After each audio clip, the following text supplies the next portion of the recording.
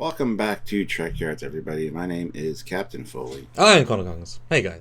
And today we're talking about Prodigy, Episode 7, Season 1, obviously. And this is First Con-tact. Yeah. Just take them for a second. They're making puns now. Good. Which this one was actually, before you even ask, this one was great. I really love this one. Prodigy is just getting better and better and better. And there will be spoilers, obviously, in this review, as you guys know, so just want to put that out there. But this one was really fun, and seeing another ship that we recognize, another species, and a really cool alien species, very and cool. kind of learning a little about what happened to the Protostar crew, although not. It was very well done, and they learned about transporters. So I mean, there's a lot to enjoy in this episode, and looking forward to talking to it with you. And yet more Trekyards goodness. You saw much content released last week. They did it again! Tune in for those! And of course our scene-by-scene breakdown, which will look at visuals, etc. tonight. Normal time, normal place.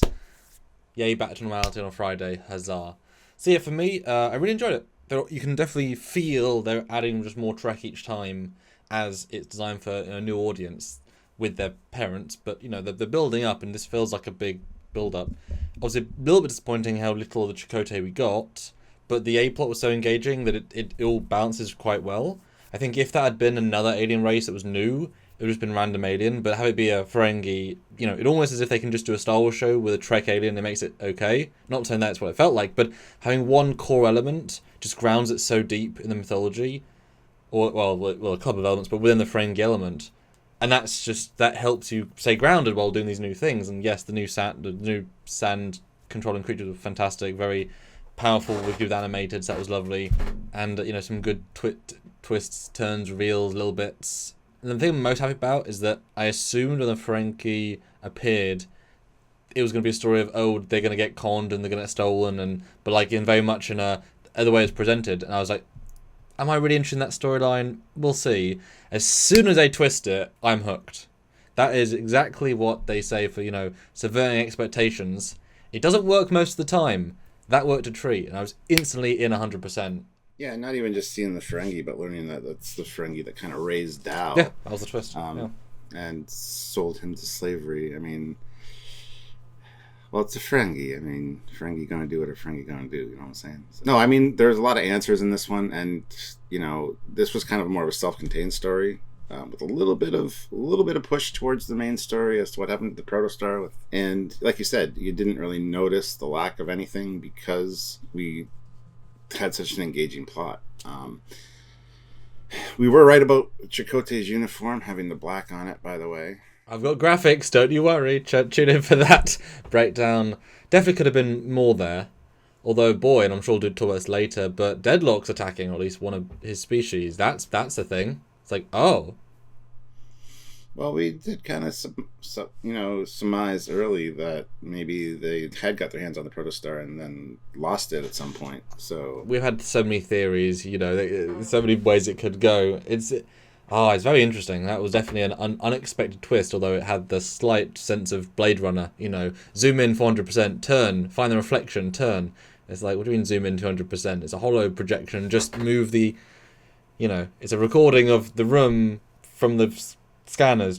It's funny this way they said it. Although very little Janeway. I don't know how they pitched it at Kate Mulgrew. I mean, she is obviously more than an extra, but she's on the boundary of just being a guest star than a main cast. I don't know if you'd agree with that.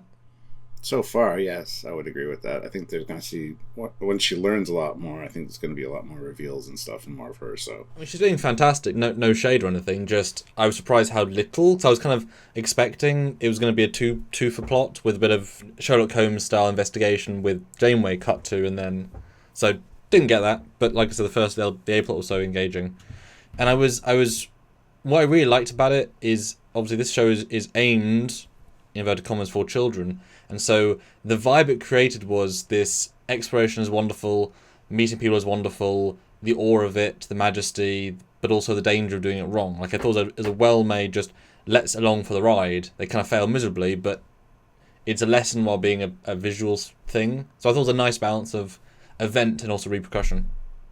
And yeah, the emphasis on the Prime Directive and how they basically just screwed up the first contact with this species, and this species is not going to be super pleased about anybody else off-world coming.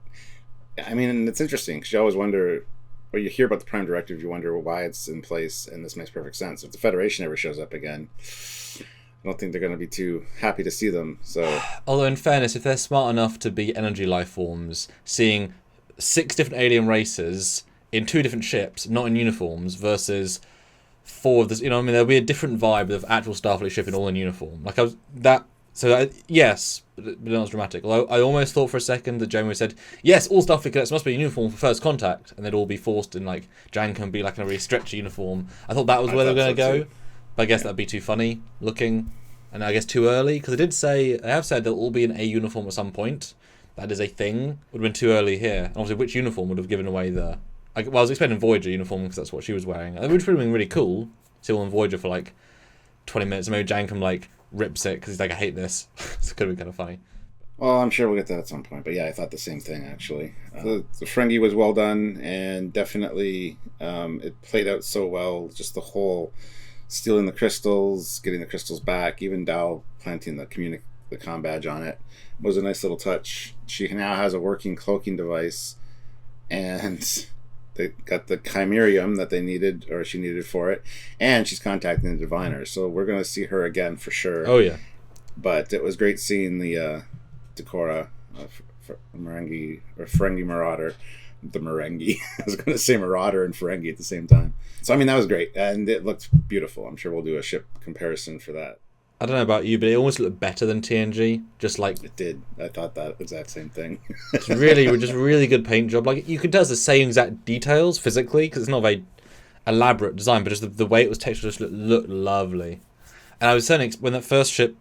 When the first like claw thing comes in, the pins at the front, I was thinking, okay, brand new Ferengi design. They're gonna do. Oh, it's just a Marauder. Like that's because why would they do a real Marauder? And it wasn't even like a modified Bird of Prey like we saw last week. It was just verbatim, and that was beautiful. Like I said, really beautiful looking Marauder. Yeah, I thought the same thing when I first saw it come on screen. It's like, it's gonna be a different kind of Ferengi ship. Oh no, it's fine. They did do the Enterprise D, obviously. The Bird of Prey was a different Bird of Prey. That it's a little bit different, but again, another. When they can do canon perfectly, and it's like a humble brag of what we can do just as a side design, or humble bragging we can do it.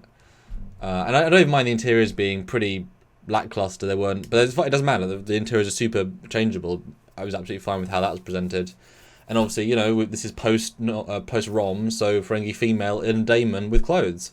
Progression that would literally never have happened in any of the other shows until after DS9 season 7. So yay. And it looks like it's just her and that alien box device on the ship. Mm-hmm. So, I mean, that's interesting as well. But a Damon, although how easy they're to buy ranks, I'm sure pretty easy. We talk about it as if it's nothing, but they're either in the edge of the Delta Quadrant or in the edge of the Gamma Quadrant, and yet we're treating it as if, there are Ferengi everywhere. That's a sign of Ferengi have got more places. And especially since they already found Dahl in that area as well. So, you know, it's nice to see this sort of race. Because why wouldn't you? You know, if you want to go explore and then therefore trade with more people, you go outside the borders. You can find rare and cool materials. So I really love it. It was like, oh yeah, Ferengi. And Dahl knows all about them and stuff. It was so casual, even though they're quite far out of their realm. It takes a long time to travel the quadrant. But hey, you find new profit in new areas. And then maybe the Grand Nagus won't have any say on what you do if you're 4,000 light years away, you know. Well, they were in the Gamma Quadrant last episode, so I assume they're still there. And there's the wormhole, so I'm sure that's how this Ferengi might have got through. And who knows how close they are to the wormhole entrance or anything. But it's yet again showing that a bird of prey crashed on the Hirogen homeworld. They knew about I like this. There's been such enough time that yes, Voyager went deep into the Delta Quadrant, but across the border. Border's a figment of people's imagination. You know, people in France can work in Germany if they walk across the border. Oh, it's a border. No, it's just a road I walk across every day. And so, yes, these are familiar races can across the galaxy. And I know we'd said that early on when we were predicting, we'd love to see these things, and they might just go total aliens or total Voyager only races. But to actually have these you get so much credibility, and yet not at all being, outlandish. And all they had to do was put it on the border. That's all they had to do. Beautiful. Well, how annoyed are you at Dahl? Because that was clearly they say, oh, you lied to us, betrayed us again. He's done that the 4th or 5th time. well, third or fourth time. I'm not annoyed under the circumstances. Like, this is somebody that he thought he could trust. Didn't realize what she was like until the end, which is weird considering how you must have been with her for a few years at least. But love how he called out the phage baby thing right away, and you know, he had his doubts the whole time. Even Zero made a point of pointing that out, that you know, you're conflicted. I think he was hoping that, you know, she was a better person, or that she had changed or whatever. He had it in his mind that she didn't, and I think, yeah, I'm not really annoyed with Dal, honestly. I can see why everybody else would be, but you know, he's back with the person that he knows is like a parent almost, and you know, that will have an impact on somebody. But then to find out that, yeah, you were basically sold into slavery, that's rough. Yeah. Yeah, no, I would certainly agree with that. I think they gave us that second of everyone's pissed at him, but by the end sort of forgot about it already. So I don't think it'll have repercussions, because it, you know, he was going there with the intention to trade, barter. You know, there wasn't, like, he didn't go in with any ill intent. He just added one more level of, well, they thought it was just to say hello, but it was to say hello and trade. That's not a huge leap. So I didn't see anything terrible with that. He should have told them, but that's not neither here nor there. They were obviously en route, and then, you know, he did everything he could to stop it. And yeah, I mean, it's his mum, ostensibly. Why do you not trust your mum? And I don't know how many of those know Ferengi. We've seen that Jank and Pog doesn't know what replicas are, doesn't know what transporters are, doesn't know what, you know, anything is. So why would they know what a Ferengi is? And so it's this brand new species. Dal's mum, in essence. Of course they're gonna vaguely trust her. So I thought it was all fine. I hope there's no like, you betrayed us. It's like, did he? Yeah, I love the little conversation I had with Gwendal at the end there about parents, and you know, I thought I could trust her. Well, she was like a mother to me. Well, my dad is my dad. I can't tell you the pain's going to go away because I don't even know myself. So because it happened 2 days ago. Because I mean, I think that's the last thing to end off on though. We actually had the very first episode was an actual full team.